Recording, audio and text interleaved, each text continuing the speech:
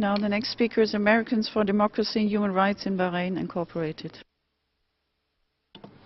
Mr. Rapporteur, ADHRB welcomes the findings of your report on the impact of foreign debt in states, and we share your concerns over the effect of financial obligations on human, social, economic, and cultural rights.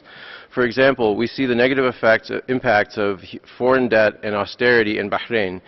Decreased oil revenues have diminished Bahrain's foreign reserves by 75% and put the country at risk of having to devalue its currency. Bahrain has sought financial assistance from neighboring UAE and Saudi Arabia, in turn making the Bahraini economy increasingly subordinate to Saudi and UAE policies. Concurrently, throughout its 2017 budgetary troubles, Bahrain has made one of its largest military purchases ever, amounting to approximately 3 times its annual defense budget.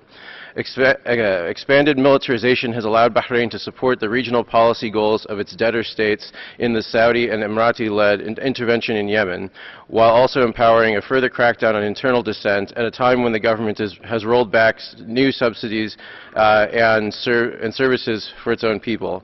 Austerity measures disproportionately impact Bahrain's marginalized communities, with the indigenous majority Shia community already suffering from higher than average unemployment, lack of housing, and increased barriers to adequate health care and education.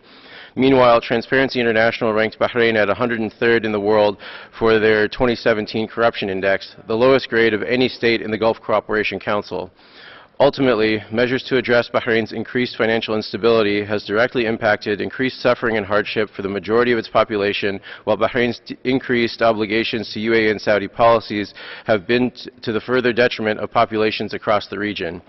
In light of the complex financial, human rights, and humanitarian obligations of states like Bahrain, what measures do you recommend to be taken to restructure and reform states' policies while ensuring the human rights and humanitarian impacts are prioritized, including particular protections for marginalized communities? Thank you.